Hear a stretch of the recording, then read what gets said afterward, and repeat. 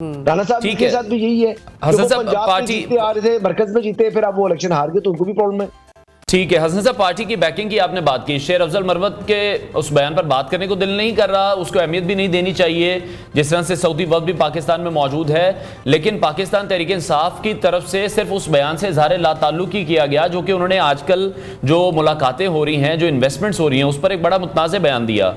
PTI को यह नहीं चाहिए था कि सिर्फ इजहार लाताल्लुकी की बजाय इस पर कुछ ज्यादा सख्त एक्शन लिया जाता, एक दोस्त मुल्क जो कि आपकी मदद को आ रहा हो, और ये फिर मुंह उठाकर कुछ भी बोल देते हैं ऐसी सिचुएशन पर जहां पाकिस्तान में हमें कहीं ना कहीं को बेहतरी नजर आ रही होती है मामलात में। नहीं, बिल्कुल ठीक बात कर रहे हैं। शेर अफजल मरवत साहब को ये बात करने से पहले 100 मरतबा सोचना चाहिए था, और ऐसे वक्त के अंदर जबकि एक हाई पावर्ड सऊदी अरब का जो डेलीगेशन लेड बाय जो है उनके फॉरेन मिनिस्टर वो पाकिस्तान के अंदर मौजूद था जी। तो ये तो इंतहाई नामुनासिब जो और गैर जिम्मेदाराना इन्होंने रवैया इख्तियार किया। हालांकि ही मेंबर ऑफ पार्लियामेंट, ही सीनियर लॉयर, वो मेंबर ऑफ पार्लियामेंट है, उनको तो ज्यादा जो है वो होश के नाखून लेने चाहिए। लेकिन आई डोंट नो कि वो जो पार्टी के बानी चेयरमैन है उनसे उन्होंने वो इंस्पायर हुए हैं, क्योंकि वो भी हमेशा इसी किस्म की गुफ्तगू कर जाते हैं और बाद में सोचते हैं। आप देखिए ना कि गुज़िश्ता रोज उन्होंने जिस तरह गैर जिम्मेदाराना गुफ्तगू की, इल्जामात आयद कर दिए आपके मुल्क के आर्मी चीफ के ऊपर, और अपनी अहलिया के हवाले से बात की कि जी उनको कुछ हुआ तो उसकी जिम्मेदारी उनकी होगी। भाई कैसी बातें कर रहे हैं आप आपको ये भी अंदाजा है कि आप किसके बारे में बात कर रहे हैं? आप आर्मी चीफ के बारे में उनसे मुतल्लिक विदाउट एनी एविडेंस आप उनके ऊपर इतने संगीन नोयत के इल्जाम आयद कर रहे हैं। और फिर उसके बाद इससे पहले आप देख लेना इनके अपने डॉक्टर आए थे जब बुशरा बेगम ने कहा कि जी मुझे खाने में हार्पिक मिला के दे दी है, तो फिर उनके अपने डॉक्टर जब शौकत खानम किया है उन्होंने कहा कि ऐसा कुछ नहीं हुआ। जब ऐसा कुछ नहीं हुआ तो आपने जब इल्जाम आयद किया, किरदार कुशी की ना किसी की, फिर तो आपने उनके ऊपर सवालात उठा दिए, आपने झूठ बोला। अब आपके अपने डॉक्टर ने आके कह दिया शौकत खानम के कि आप झूठ बोल रहे हैं। तो ऐसे झूठे लोगों की बातों पर वैसे इनको जो है ना मीडिया को भी रिस्ट्रिक्ट करना चाहिए कि देखिए वो बातें उठाकर जो है वो किसी बिल्कुल हसन साहब, हम तो रिस्ट्रिक्ट कर रहे हैं, इसलिए मैंने उनके बयान को भी रिपीट यहां पर नहीं किया, सिर्फ सवाल ही किया। बट सवाल ये भी तो बनता है कि किसके आशीर्वाद पर कोई, क्या रियासत इनके खिलाफ एक्शन नहीं ले सकती? इतने अहम संजीदा मामला चल रहे हों और कोई भी उठकर कोई भी बयान दे दे।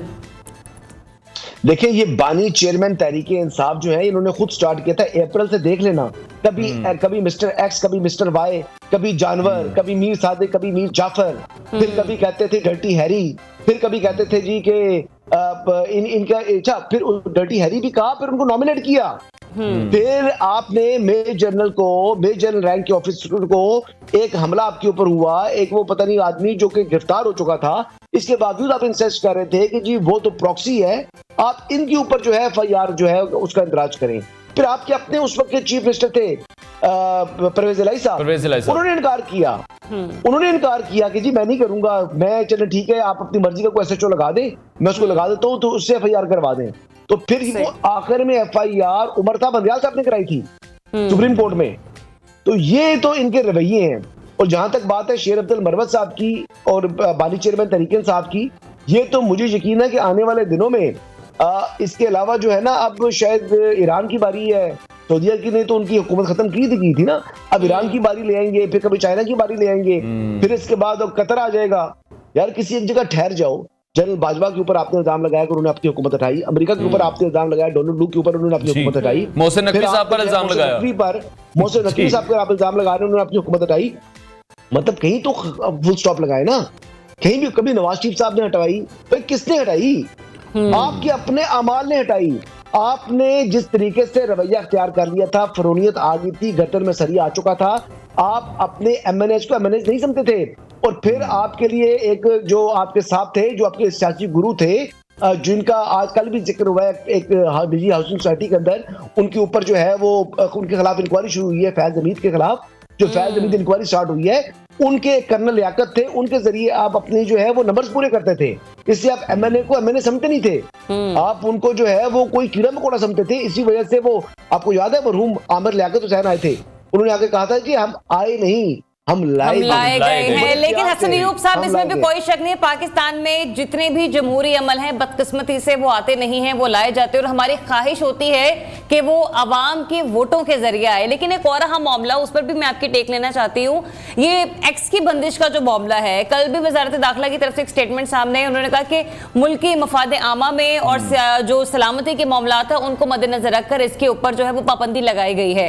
अगर इतना ही मफाद आमा का ख्याल है खुद वज़ीर दाखिला को भी और हुकूमत को भी, तो हमारे जितने भी सियासी शख्सियात हैं जो कि बड़े बड़े ओहदों पर फाइज हैं, वज़ीर आज़म के ओहदे से लेकर वज़ीर आला तक के ओहदों तक की मैं बात कर रही हूं, ये सब एक्स का ही इस्तेमाल करते हैं। तो फिर सबसे पहले तो इन्हें इस सोशल वेबसाइट का बॉयकॉट करना चाहिए, आए मीडिया पर और वहां पर आके अपने सवालों का जवाब दें, जो अपने मामलात हैं वहां पर आकर बयान करें।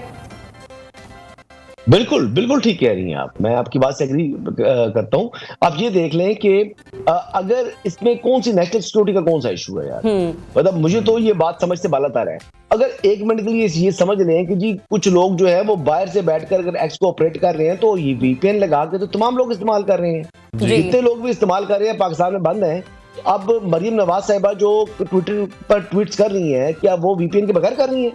क्या जितने भी कुछ सरकारी जो है वो लोग ट्विटर यूज कर रहे हैं तो वो वीपीएन के बगैर तो नहीं कर रहे ना। तो अब क्वेश्चन ये है कि इससे अगर पीटीआई को सबसे ज्यादा फायदा है, उनकी फॉलोइंग बाहर मौजूद है, उनकी जो रीच है ट्विटर के ऊपर वहीं पर खड़ी है। सबसे ज्यादा नुकसान जो है वो दीगर जमातों को है, पीपल्स पार्टी को या मुस्लिम लीग नवाज को है, या जेयूआईएफ जो है वो बहुत छोटे लेवल के ऊपर ट्विटर के ऊपर मौजूद है, एक्स के ऊपर मौजूद है।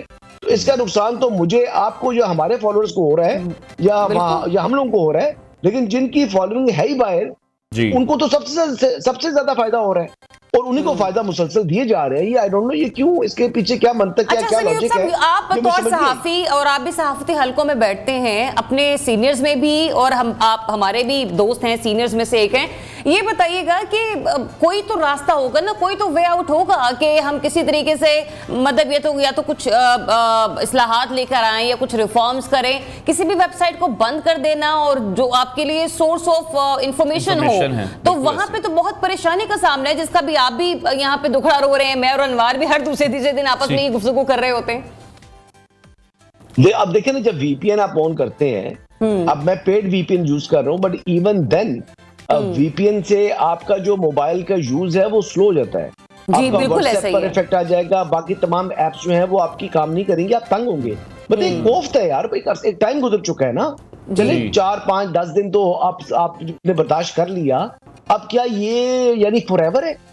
मैं तो ये सवाल करना चाह रहा हूँ जो वजारत दाखिला के जिम्मेदारान है या जो लोग हमें सुन रहे हैं, भाई बताएं कि ये कब तक है, टाइम फ्रेम बताएं कि जनाब ये 6 महीने के लिए, साल के लिए, तो हम कोई और उसका ऑल्टरनेट जो है वो करें तलाश देखें। इससे कोई ऑब्जेक्टिव मुझे तो नहीं नजर आ रहा कि कौन सा ऑब्जेक्टिव है जो अचीव करना चाह रहे हैं, कौन सी कौमी सलामती है जो इफेक्ट होती है एक्स से। मतलब ये तो मुझे तो समझ नहीं है अभी तक, कम से कम एक सोशल कर्फ्यू की सिचुएशन है पाकिस्तान हम देख रहे हैं। बिल्कुल ऐसी। बहुत शुक्रिया सीनियर तजियाकार हसन अय्यूब साहब हमारे साथ इन कॉन्वर्सेशन थे।